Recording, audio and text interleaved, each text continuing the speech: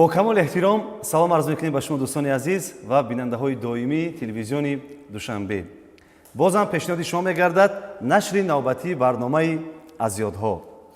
دوستان عزیز، چگونه که همه شما معلومات دارید، ما گروه ایجادی برنامه پیوسته تلاش میکنیم تا هنرمندانی رو به برنامه دعوت نماییم که توانیم با صحبت جالب یک برنامه زیبایی رو برای شما پیشکش نماییم.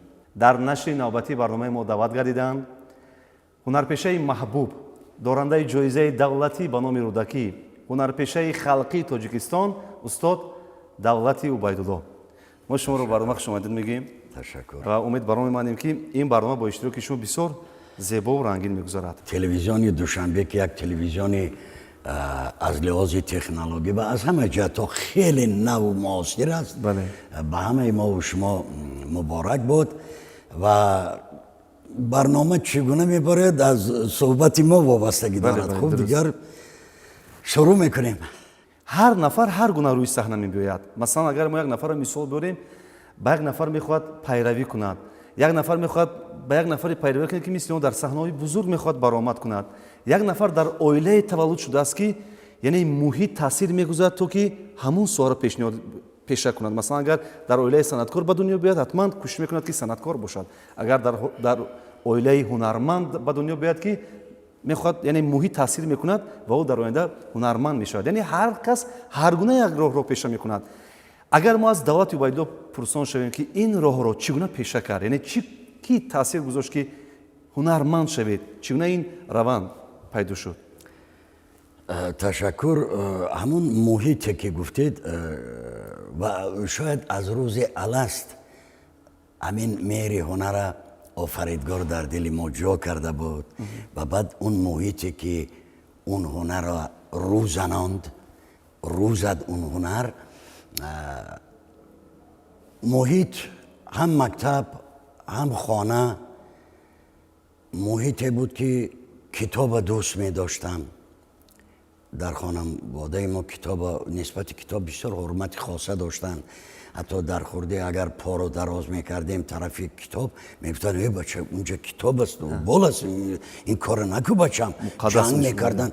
و خلاص در مکتب میانه اولین استادم از صنف پنجمی اساسگزار تئاتر، یکی از اساسگزاران تئاتر تاجیک، حرفه‌ای تاجیک لطیف بودن، هنرپیشه خلقی تاجیکستان.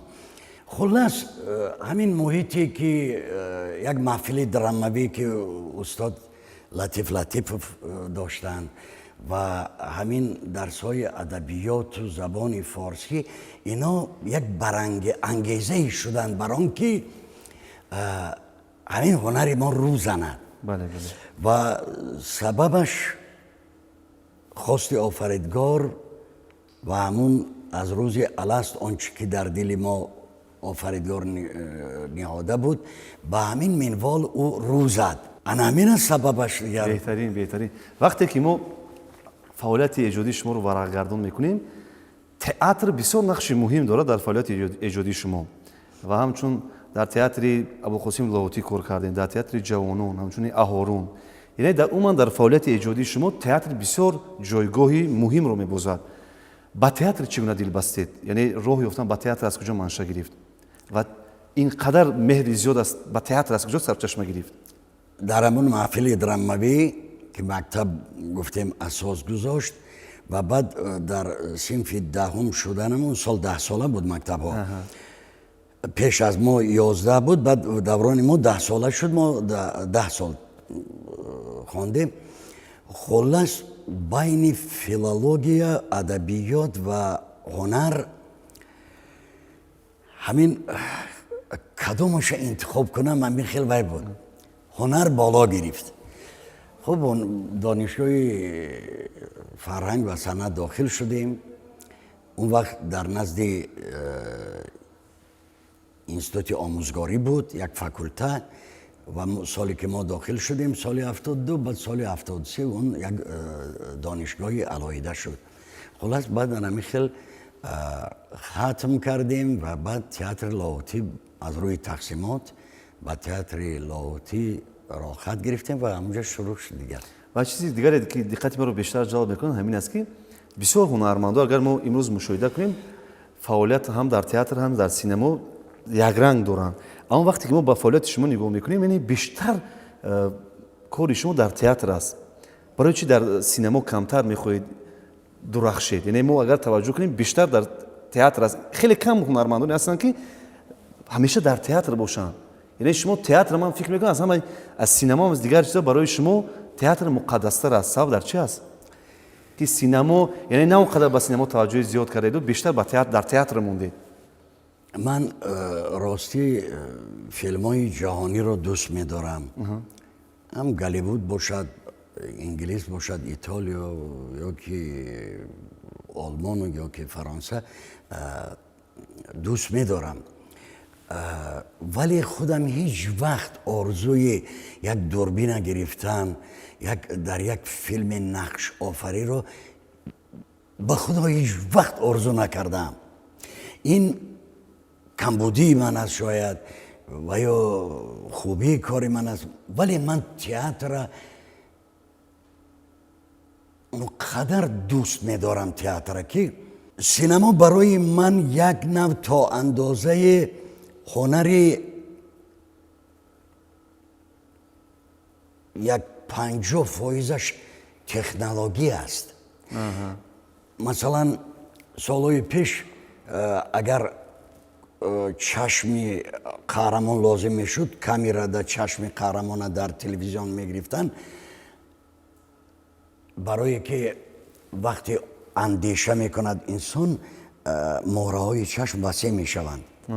انا که برای این برای مینوسی سینماگران نیست. یک تقاره آبی گرمی امی که پای میسوزاند امی خیل آب سر کرده میگوید امی خیل میزند پا وای گرمی مهره های چشم وسیع میشود و بعد میگن او خیل هنر پیشه اندیشه قوی دارد اینجا در چشم وای چنان اندیشه هایی است. ولی در تئاتر در شاهدی شما من همین 1 متر اون طرف صحنه است هنرمند زنده در نزد شما این هنری اصیلی تئاتری در نظر دارم من. هنری بسیار حرفه‌ای بلندی که سمکتونوفسکی داشت و هنرمند گاملت بازی کرده انگلیس یا که مثلا براندو داشت.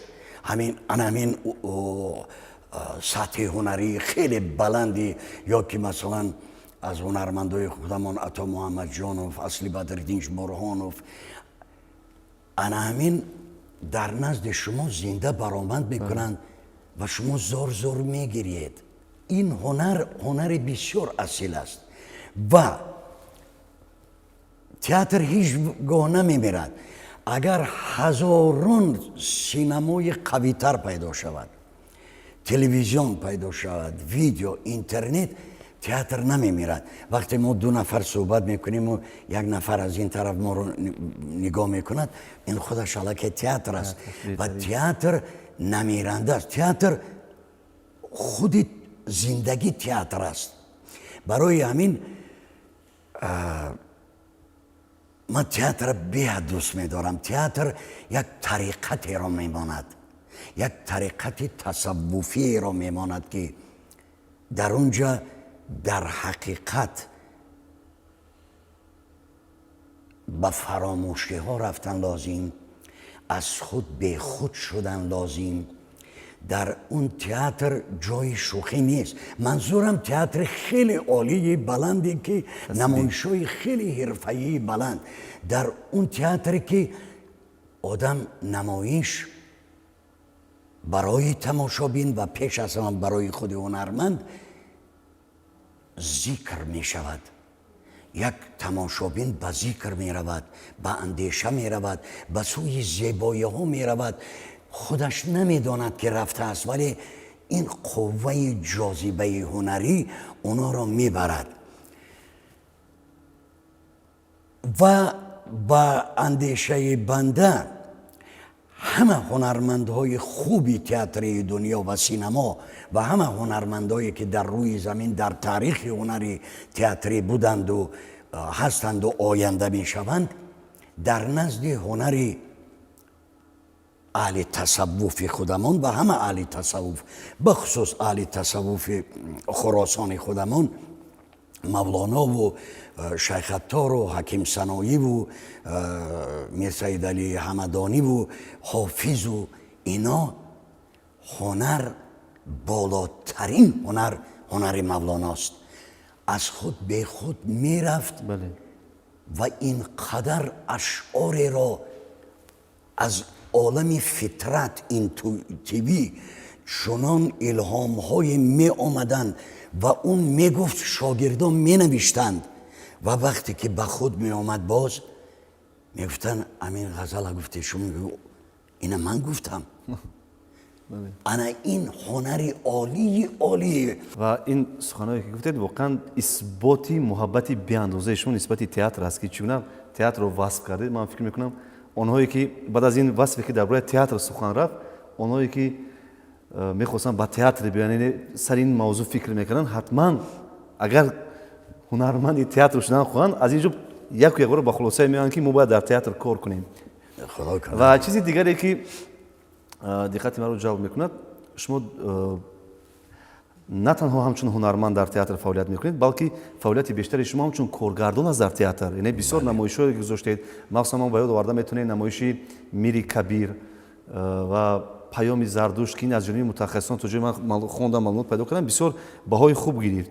یعنی در تئاتر توجیه یک نوگونه به وجود آوردید. شما در این هر دو نمایشی که من نامبر کردم باعث کارگردان اشتراک کردید و اما در میان صنعت، در میان هنرمندان یک سخن است که میگویند که هنرمندی خوب میتواند که کارگردان شود، اما کارگردان خوب نمیتواند که هنرمند شود. هر هنرمند میتواند که در نوبت خود کارگردان باشد. البته هنرمندی خوب یک طلباتی پیدا می شود و یک چیزی رو روی صحنه آوردنی می شود و بعضا نمایش‌های خوبم روی صحنه می آید. ولی ما گفتیم که در بالاتر که در پایه علمی باید اساسناک باشد. بله. کارگردانی علم است و چندین علم ها جمع می شوند، می بیاند در سر علم مثلا ارکیتکتونیک کارگردانی، در اون علمی بسیار قوی است. تراکتوفکا، برای تراکتوفکا یک اثر مؤلف میگیرید، شما اون نمایشنامه از مؤلف است. از روی کاغذ روی صحنه گذراندن اثر این هنر نیست. ولی بسیار حالت ها می شود که از روی کاغذ روی صحنه میگذارند، تو اونجا رو اینجا رو تو همین گپ از بر کرده این خلگو با میگن تمام نمایش تیار شد. ولی نمایش خوب شاید اگر در اونجا مؤلف 3 ورق نوشته باشد، شاید شما موضوعی را از همون اثر شما بیرون آوردید که مؤلف سر اون موضوع شاید عموما فکر نداشت و شما با شعرها و با پریچه ها و قصه های خرد و نمیدونم اتیودهای مخصوصی که در وقت تحلیل اثر می رود، یک اثر آفریدید 1.5 ساعت می رود اون صحنه و شما می شوید مؤلف نمایش. کارگردان مؤلف نمایش است، مؤلف نمایشنامه درامنویس است. تمام هنرها و علمها در تئاتر جمع می شود و کارگردان علم نظریه درام، علم ارکیتکتونیکا و چندین علمهای صرف تئاتری را باید خوب از بر کرده باشد. برای همین نه هر کس کارگردان شده میتواند.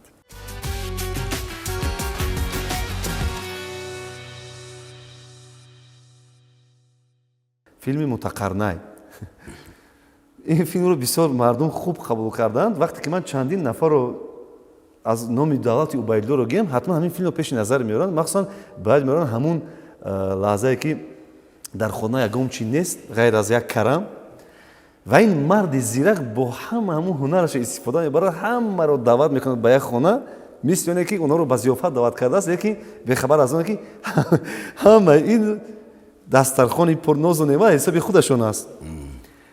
میخوام اولا پرسان شما که متقرنه برای چی نام متقرنه نام گرفت؟ اگر در وزن گویا که با عربی مانند گویا یک کلمه آفریدم، ولی این کلمه وجود نداره. وجود نداره، خیلی نامگذاری شد.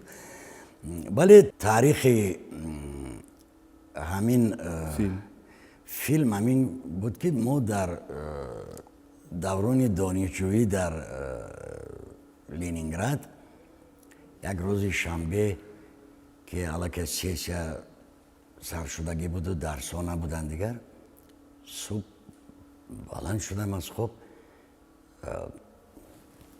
میکوبم پول نیست، استودین بودیم، پول نیست. شوکت خلیلوف در رخت خواب خودش خوب است. بعد من گفتم شوکت آخه تو بیدار شو، چی ما پول نداریم امروز، چی میخوریم، چی خیلی باید یگان چی فکر میکنیم و بچه بی‌اعتنایی همین خیلی عجایب بچه بود.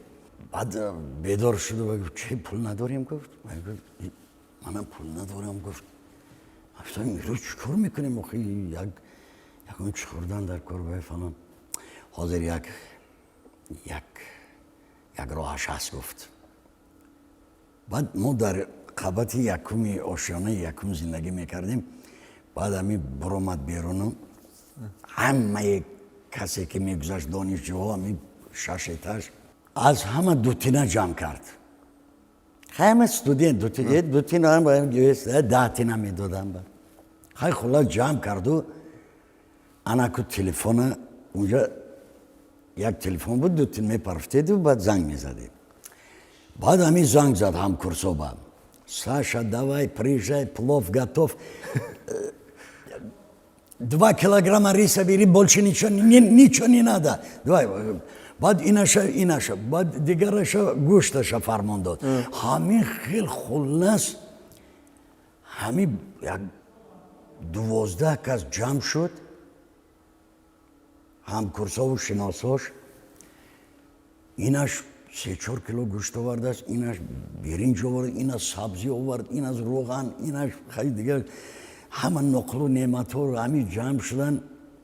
خلاص بزم جمشیدی شد با پول نبودن. بعد خوب امیرم ما در نزد جمعه قدوس و رحمان علی میرالی زاده و محمد رحیم کریموف نقل کردیم. این خندیدن و خیلی با اونجا بعضی صحنه های عجیب و غریب بود نقل کردیم، خندیدن و کردن. بعد 1 ماه 2 ماه در شهر و خوردم حلیم سنگینوف، یار محمد ارالیوف و رستم شاهعظیموف و محمد رحیم کریموف گفتن ما همون نقل خودتا سیناری کردیم. ما گفتم کدام نقل بود؟ همون نقلی باید نه ناز گفتم خیلی نه خودت بزرگی. من گفتم نه اکای محمد رحیم من راستی اونقدر با سینما و یعنی فتگی نیچ نه کنگی نیچ نه بیای همین بعد خیلی خیلی یک مردی بسیار شریفی وای بود. همین دلم سوخت راستی با اونا. گفتن نه باید خودت بازی کنی. همین خیلی یک با لحنی گفتن که من دیگر هر چند کردم نشد. بعد بازی کردیم. کرم همین خیل میده کن که گویا سبزی میده کرده ایستادایی. من حاضر مهمان دعوت میکنم. یا خدای توبه کردم، شما یا عقلتون در جایش. توبه کن توبه هم فرض و هم سنت. لیکن همین خیل میده کن که گویا سبزی میده کرده ایستادایی. زن نه 100 تا نه اینجا باز 50 تا استول دیگر میمونیم تمام دیگر کارو همش 5 حاضر یک دقیقه الو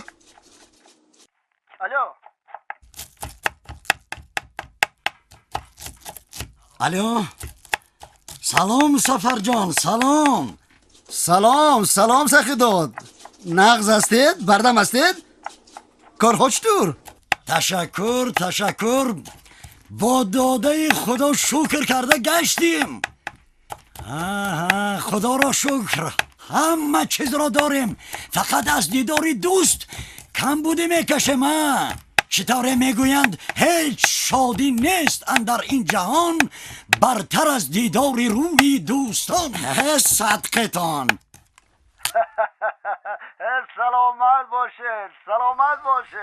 سلامت باشید آی زنده باشید کنید دوستم آین ترا خاطرک صدای چیست از یگان خانه کو گپ نمیزنید زنگ نمیزنید اینیه از خانه خودم آخر آش میپزیم سفر جان آش ینگت سبزی میده دارد. آش میخوریم بیا سفر جان آش میخوریم. آشی ینگم بسیار آش تعریفی آوازش تا فرغانه رسیده است سفر جان ینگت در حقیقت بهترین آشپز است، بهترین آشپز. همین روز گوشت آوردم میگوید که گشتی گوی پیر آوردی. من گفتم آخر همی خیلی دور آمدگی، آخر گو تا پیر شده به نفقه نبراید، پله ترازوی قصاب را نمیبیند.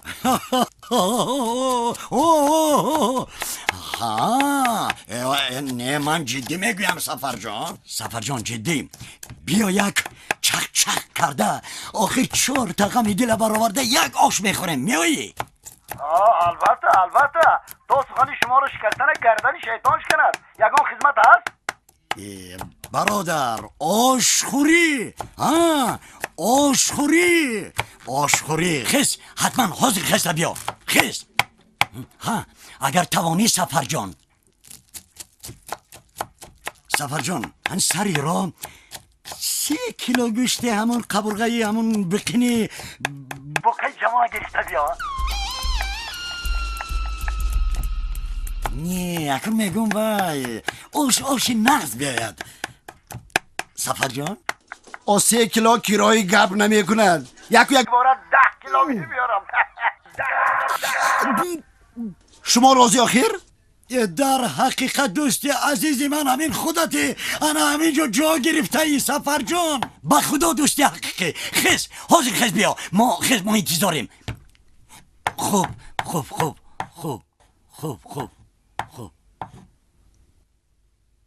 شیطانی بلای کلش کار میکرد لسکو.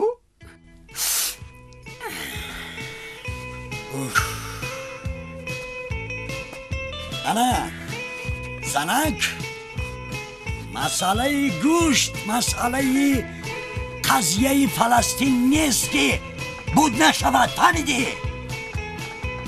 من حل شد که ای سخی جان خنده تزن سخی جان. انا اکنون زنک مسئله تأمین سری وقتی روغن را میبینیم. اما گفتن لازم است که این فیلم در دل تمام میبینندهاش نشسته است. هرچند این تقریبا کدام سال بود این فیلم رو ثبت کردین؟ 2002 انمی سالا بوده. یعنی از 20 سال پیش است. یعنی بینیوه در دل مردم جا گرفته است. شعرهای قیامالدین چقل رو قیامالدینم بسیار هنرمند خوب بود.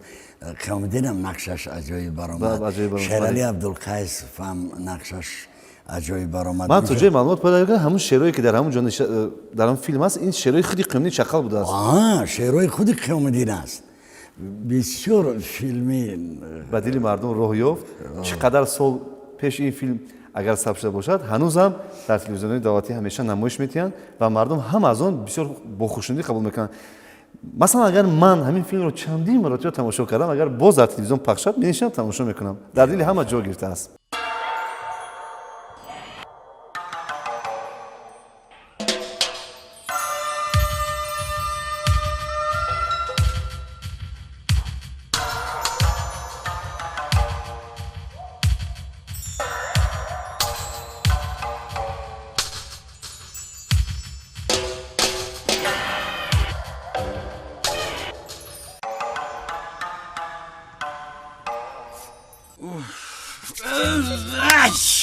از خودی ورزاب آمد حالا که هستیم گوشته بوی سیخ کباب آمد. Paralar biz palim xonada kujağız. 25 و 25 خانه تو بخی گنج. O çekilos. آب Ağrıya. آب آمد و آب آمد آبی جدا باب آمد آب آمد بوی سیخ کباب آمد.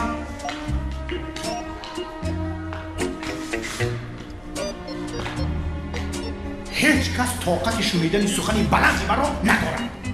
ببین آلو چگل کردن، تنه با گل اصول کردن. خدایا که با مرده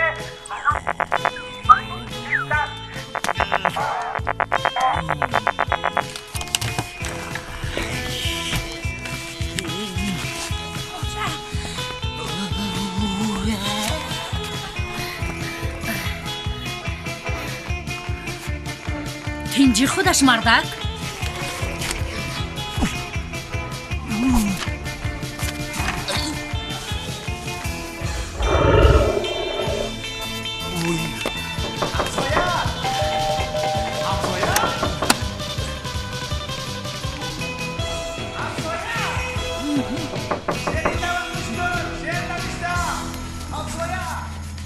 شعری نبا گوش کن.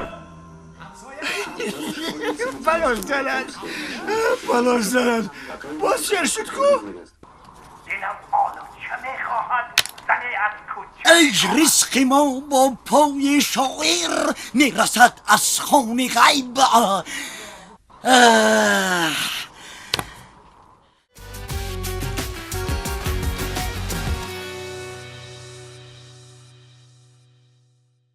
چیزی که دقت ما رو جلب میکند غیر از این صدای شما است. یک صدای غیر عادی، پرقوت و این صدا رو ما بیشتر از همه با این صدا وام میخوریم در دوبلاژ فیلم ها. عموما وقتی که شما با یک نفر آواز میدید از روی خاراکتر، یعنی از با آواز خاراکتر میآفرید، یعنی از کجا درک میکنید که با همین هنرمند آواز شما موافق است، یعنی حتما باید همین هنرمند رو شما آوازید، یعنی با آواز خاراکتر آفریدن.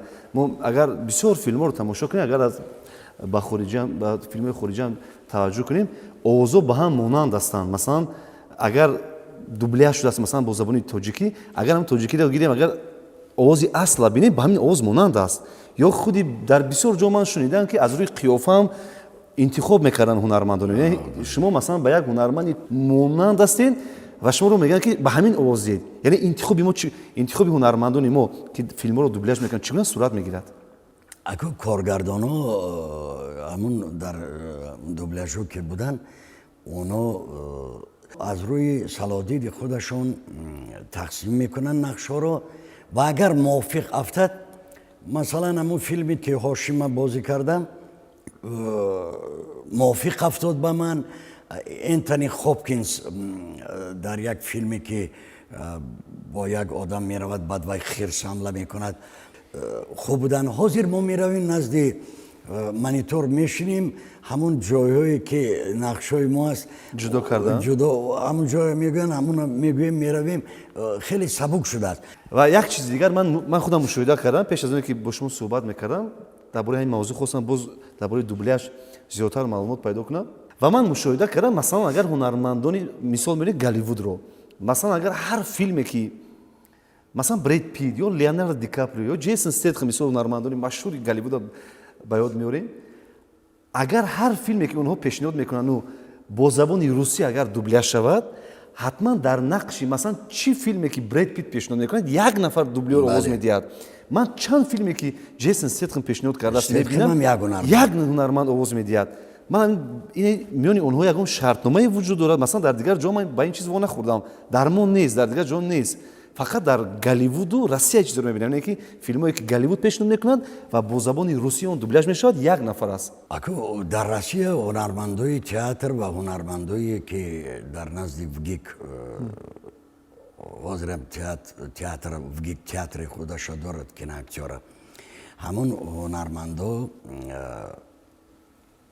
вақте ки якумин филми Стетхема дубляж кардан бисёр мувофиқ афтод ва гуфтан не аз ҳамон худсовети ҳамон телевизиону ҳамон киностудия ки дубляж мекунад гуфтан дигар анамин актёра мегиред дар ҳамин нақш. шумо метавонед як филме мисол биёред ки дубляжи шумо ба дили шумо хос ба дили шумо ҳамун дубляж шудааст. бисёр ҳамун симои ҳамин ҳунарманд мувофиқ омад ба овози шумо. ягон филм мисол оварда метавонед ки худи шумо дубляж кардаед ва бисёр мувофиқ омадааст.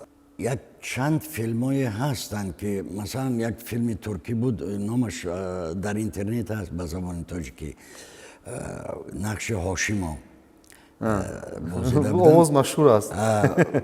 баъд ҳамонам хеле бад набуд. ана Малоҳат Абдуллоева коргардони дубляжаш буд.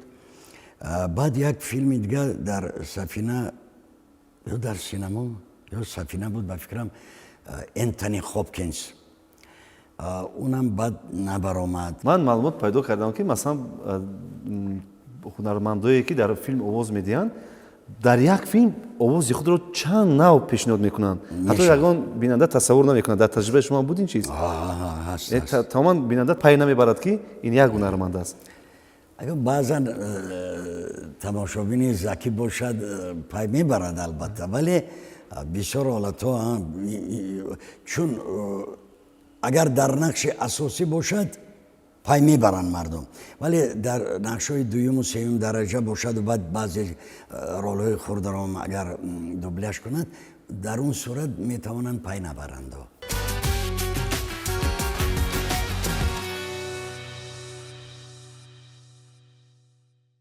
бозам бармегардем атрофи намоишҳои театрӣ. намоиши театрие ки сабаби он гардид ки шумо бо ҷоизаи баланди рӯдакӣ сазовор гардед, ин намоишномаи пайкари миллат. мехоҳам пурсон шавам ки умуман асарҳои таърихиро ба намоиш гузоштан ба бинандаи театр чӣ медиҳад, махсусан ба ҷавонон? чӣ дар соҳаи ҳунар бошад, чӣ дар кадом соҳае ки фаъолият накунад, таъриха донистан шарт аст. пайкари миллат тамоми классикони мо аз шоҳону аҳли адабу ирфону ҳама шахсиятҳои таърихие ки дорем таърихи моанд.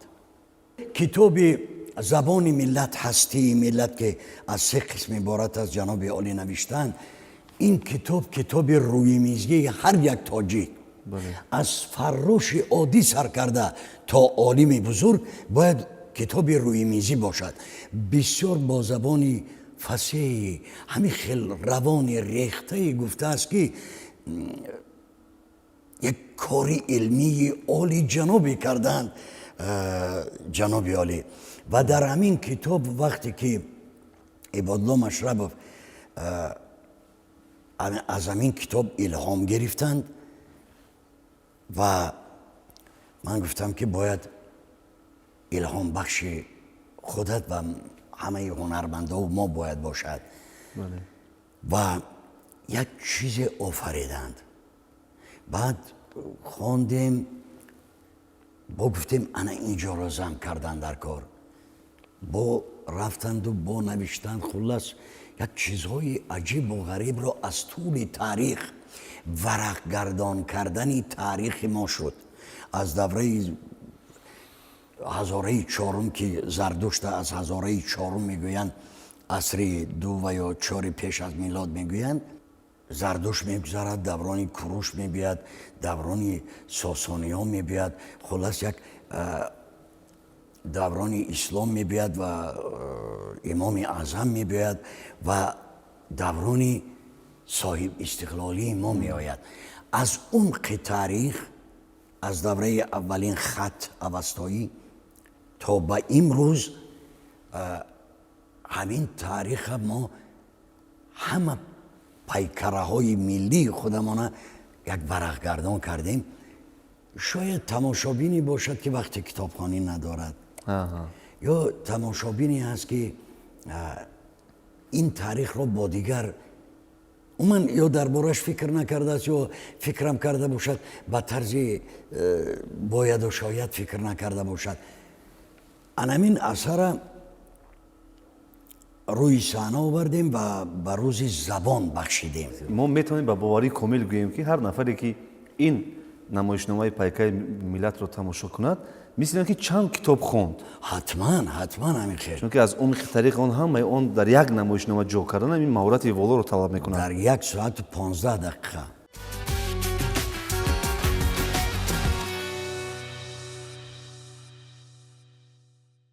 سوالای عمومی داریم. کدام آرزو بود که از اون دست کشیدید و چرا؟ آرزوهای بودن که فرموده های ناکرده زیاد دارم.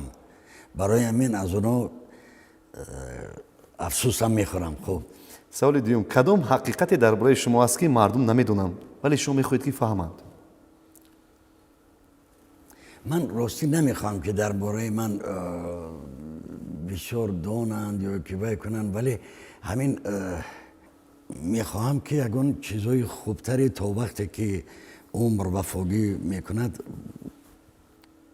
حالا الهام ها و آرزوها هستند، اونها نمردند. بودن لحظه هایی که میخواستید از بحری همه چی گذارید و از هنر دست کشید؟ نه، با کلی نبود.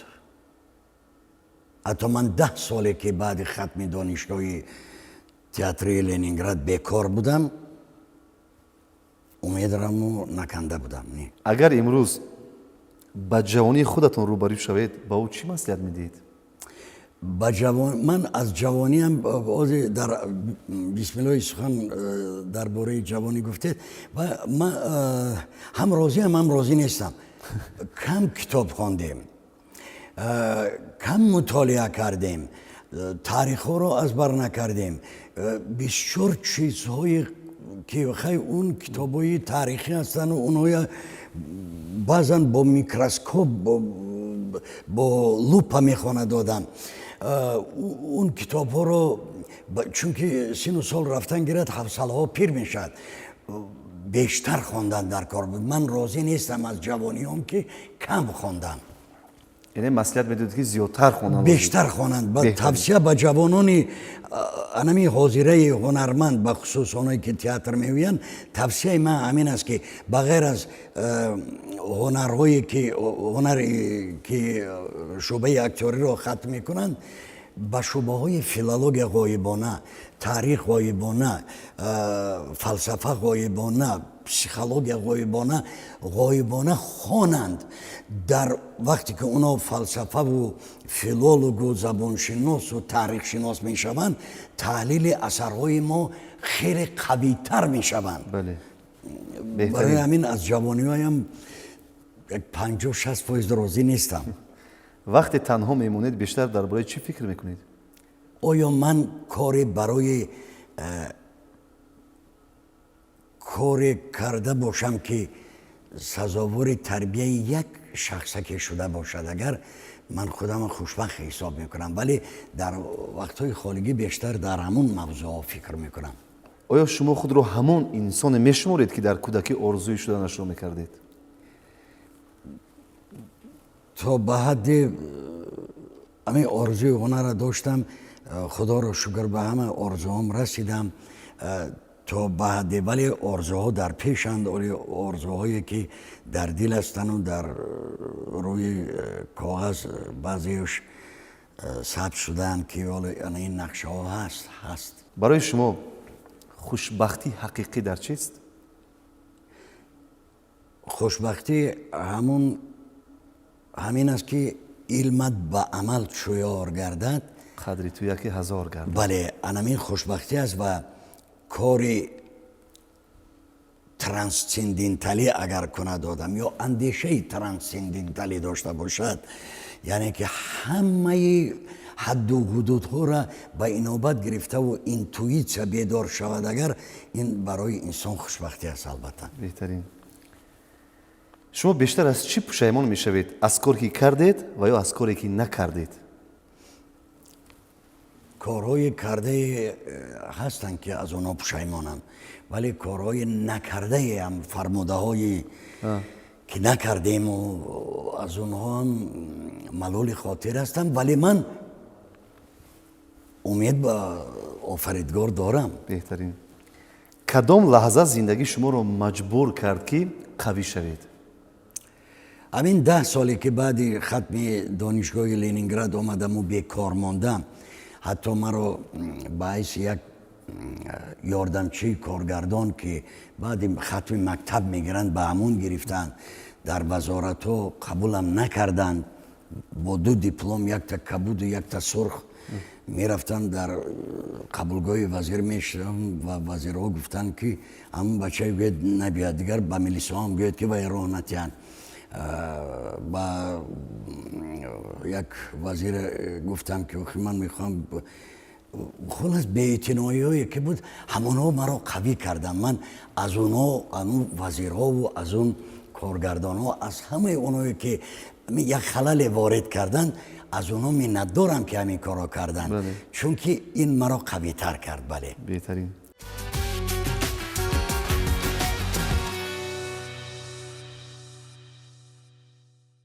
من تشکر میگم برای شما، برای اشتراک در برنامه که ما بسیار یک صحبت صمیمی داشتیم. من با باوری گفتم میتونم که آنهایی که دوستداری تئاتر بودن، مخصوصا تئاتر، بسیار برنامه ما رو با ذوق تماشا کردن، مخصوصا مخلصان شما که به شمار است، مخصوصا در تاجیکستان عزیز ما که از هنر شما بسیار خوب قبول کردن. این برنامه ما رو بسیار با مهر، با ذوق تا انجام تماشا کردن و برای خود بسیار یک برداشت خوب گرفتن. مهمتر از همه برای اشتراک در برنامه با شما تشکر میگم که یک صحبت زیبا و آزاد و رنگین انجام دادیم. تشکر. در انجام ما چی گفتن میخواید به بیننده هایی که تا آخر ما رو همراهی کردن، تماشا کردن برنامه ما رو؟ تشکر میگم به تماشابین و با تلویزیون دوشنبه باشید. تشکر. بار دیگر خوش آمدید. آباد باشید. دوستان عزیز، یادآور میشیم در صحبت نوبتی برنامه از یادها بودن هنرمندی محبوب، دارنده جایزه دولتی به نام رودکی، هنرپیشه خلقی تاجیکستان، استاد دولتی عبیدالله. در اینجا با شما خیر و خوش میکنیم. هفته بعدی باز با چهره‌های نو به دیداری هم میرسیم. تا دیدار، خیر.